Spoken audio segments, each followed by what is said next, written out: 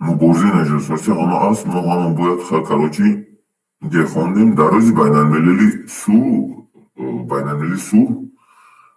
لیست من نوشتگی بودم که میخواهم از نام خلق تاجیک خود به تمام جامعه جهانی مراجعت کنم که این سال موضوع که چاره‌بینی نجات پرستی میباشد و برای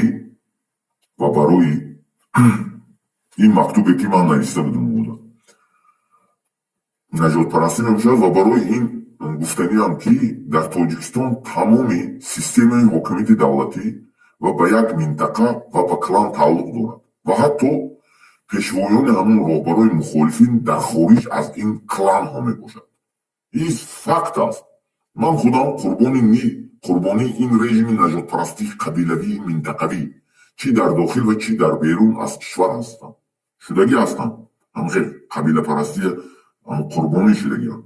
من действительно جبزیده یعنی خیلی حالت شدگی هم.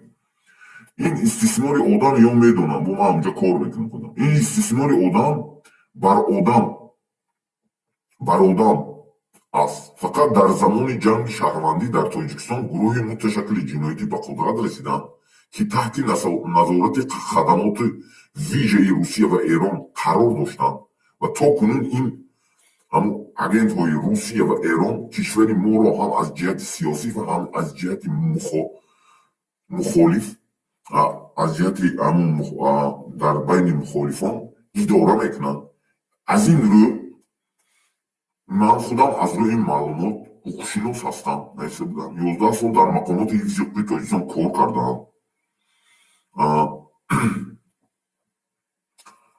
و حالا در خارج کشور هستم با آموزش اندیشه مخالفین و با شناس شدن با مخالفین ایدئولوژی آنها